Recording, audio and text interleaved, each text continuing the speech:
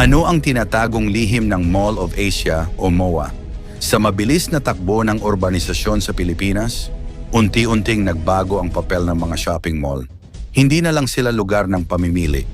Sa paglipas ng panahon, naging sentro na rin sila ng libangan, pahinga, pagkikita ng pamilya at kaibigan, at para sa marami, isang ligtas na espasyo sa gitna ng magulong lungsod. Sa kontekstong ito, iisa ang pangalan na agad pumapasok sa isip ng karamihan. SM Mall of Asia, o mas kilala bilang MOA. Hindi lang ito isang mall, isa itong icon, isang destinasyon, at para sa ilan, simbolo ng modernong pamumuhay ng Pilipino. Araw-araw daan-daang libong tao ang dumadaan sa malalawak nitong pasilyo. Taon-taon, bilyong piso ang umiikot sa loob ng kompleks. At higit sa lahat, ito ay nakatayo sa isang lugar na dati dagat, reclaimed land sa gilid ng Manila Bay. Pero paano nga ba nagsimula ang proyektong ito? Sino ang nasa likod ng ideya? At ano-ano ang mga hamon at kontrobersyang hinarap nito sa paglipas ng panahon? Ito ang kwento ng SM Mall of Asia, isang pangarap na naging landmark. Pagbuo ng isang mega project, ang ideya ng Mall of Asia ay umusbong noong kalagitnaan ng dekada 90, sa panahon kung kailan mabilis na lumalawak ang retail industry sa Pilipinas. Sa panahong iyon, pinapangarap ng SM Group na lumikha ng isang world-class shopping at entertainment destination, isang lugar na kayang makipagsabayan sa pinakamalalaking mall sa Asia at sa buong mundo. Ang SM Group na pinamumunuan noon ng negosyanteng si Henry C. Sr. ay kilala na bilang pinakamalaking retail chain sa bansa. Sa pamamagitan ng kanilang property arm na SM Prime Holdings, sinimulan ang masusing pagpaplano ng isang proyekto na hindi pa kailanman nasubukan sa Pilipinas. Isang mall na hindi lang malaki, kundi isang buong distrito ng negosyo at libangan. Pinili ang Bay City sa Pasay, isang strategic na lokasyon sa tabi ng Manila Bay. Ngunit may malaking hamon ang lugar ay bahagi ng dagat. Ibig sabihin, kailangan munang gawing lupa ang lugar bago maitayo ang mall. Dito pumasok ang reclamation, isang komplikado at sensitibong proseso. Ang proyekto ay hindi lang komersyal, kundi isa ring technical at urban development milestone.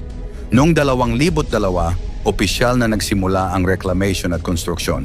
Katuwang ng SM Prime ang mga lokal at international experts, mula sa engineers hanggang sa architects. Ang disenyo ng mall ay pinangunahan ng Arquitectonica, isang international architectural firm na kilala sa modern at iconic designs, habang siniguro naman ng mga lokal na profesional na ang istruktura ay akma sa klima ng Pilipinas at kayang tumagal sa natural na kalamidad.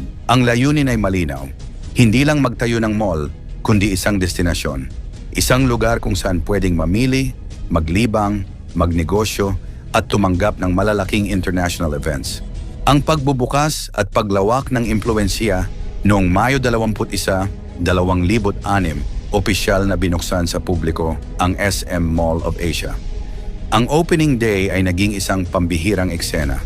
Libo-libong tao ang dumagsa kasama ang mga opisyal ng gobyerno, kilalang personalidad at mga leader ng negosyo. Ayon sa mga ulat noong panahong iyon, halos 1 milyong bisita ang nagtungo sa MOA sa unang araw pa lamang. Isa itong malinaw na indikasyon kung gaano kalaki ang interes ng publiko. Sa panahong iyon, ang MOA ay itinuturing na isa sa pinakamalalaking mall sa buong mundo. May gross floor area itong mahigit 386,000 square meters na kalaunan ay pinalawak at umabot sa humigit kumulang 600,000 square meters. Katumbas ng mahigit 100 football fields. Sa loob nito ay matatagpuan ang libu-libong retail stores, restaurants, cinemas at entertainment facilities. Mayroon itong Olympic-size ice skating rink, bowling centers, IMAX theater, exhibition halls, at malawak na open spaces tulad ng SM by the Bay. Hindi nagtagal, dinagdagan pa ito ng SMX Convention Center at MOA Arena na naging tahanan ng malalaking concerts, sports events, conventions, at international exhibitions. Dahil dito, ang MOA ay hindi na lamang mall, isa na itong entertainment at events hub ng bansa. Issue, kontrobersya at epekto sa lipunan. Sa kabila ng tagumpay nito, hindi rin nakaligtas ang Mall of Asia sa mga issue at kontrobersya. Isa sa mga madalas pag-usapan ay ang kaligtasan ng istruktura lalo na't ito ay nakatayo sa reclaimed land. May mga panahong kumalat sa social media ang mga haka-haka tungkol sa posibleng panganib sa pundasyon ng mall. Gayunpaman, paulit-ulit na nilinaw ng SM Prime Holdings at ng lokal na pamahalaan na ang MOA ay dumaan at patuloy na dumadaan sa mahigpit na structural assessments. Ayon sa kanila, ang mall ay idinisenyo upang matugunan ang international safety standards at regular na minomonitor upang masiguro ang kaligtasan ng publiko. Isa pang sensitibong usapin ay ang environmental impact ng reclamation sa Manila Bay. Maraming environmental groups at mangingisda ang nagpahayag ng pangamba sa epekto ng reclamation projects sa marine ecosystem, daloy ng tubig, at posibleng pagbaha sa mga kalapit na lugar. Ang MOA bilang pangunahing bahagi ng Bay City Development ay naging bahagi ng mas malawak na diskusyon tungkol sa balanse ng urban development at environmental sustainability. Dito lalong nakita ang komplikadong relasyon ng pribadong sektor, gobyerno at kalikasan. Sa kabila ng mga ito, hindi maikakaila ang malaking ambag ng MOA sa ekonomiya. Libo-libong trabaho ang nalikha mula sa construction hanggang sa retail, security, hospitality at events management. Naging malaking tulong din ito sa turismo ng Pasay at Metro Manila na umaakit ng lokal at dayuhang bisita. Ang pamana ng Mall of Asia. Pagkaraan ng halos 2 dekada, malinaw na ang SM Mall of Asia ay higit pa sa isang shopping center.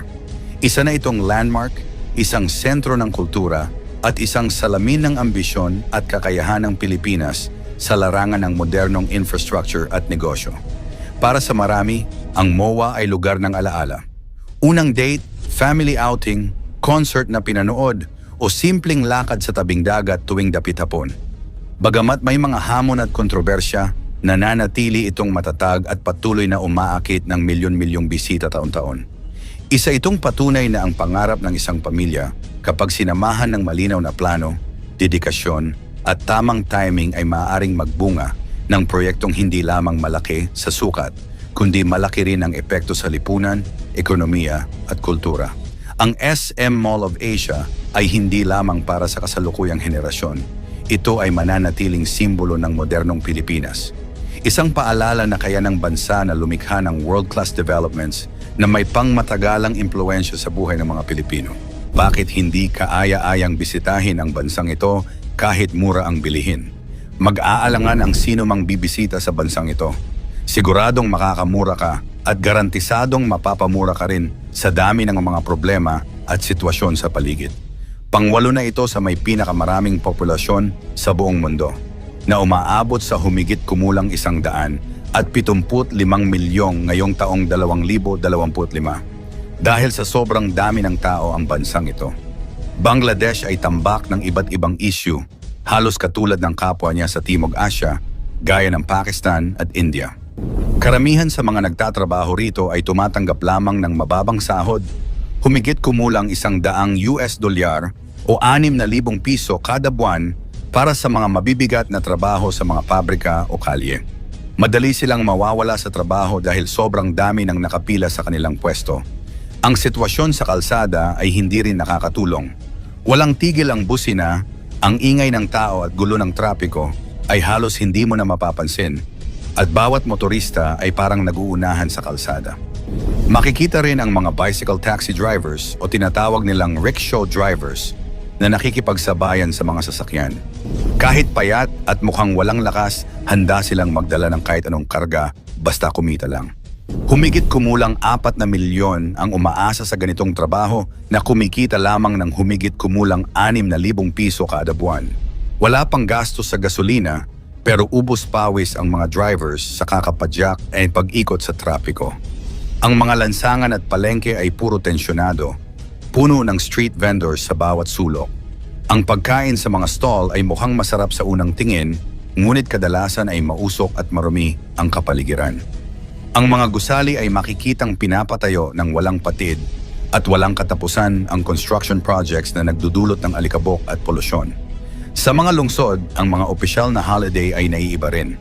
Halimbawa, Biyernes at Sabado ang opisyal nilang pahinga, kaya magsisimula ang linggo sa linggo o sa Lunes, depende sa lugar. Isa sa magaganda sa bansang ito ay ang mababang presyo ng bilihin. Sa halagang ₱100, makakabusog ka na sa pagkain at sa ₱600 makakatuluyan ka sa maganda at maayos na hotel. Isa pang kaakit-akit na aspeto ay ang pakikitungo nila sa mga dayuhan. Kapag nakakita sila ng dayuhan, lalo na sa mga puti, interesado silang makipagkamay o magpa-picture. Subalit sa kabila ng kaakit-akit na aspeto, may humigit kumulang 5 milyon na naninirahan sa lansangan at karamihan sa mga may tirahan ay walang sariling banyo o palikuran. Ang industriya ng tela ay isa sa pinaka-prominenteng sektor ng Bangladesh. Halos lahat ng kilalang brand sa mundo ay may pabrika rito at pinagsasama-sama ang iisang material para sa iba't ibang pangalan. Ang mga manggagawa, kabilang ang menor de edad, ay pinapasahod ng napakababa, umaabot lang sa ₱300 kada araw o $5.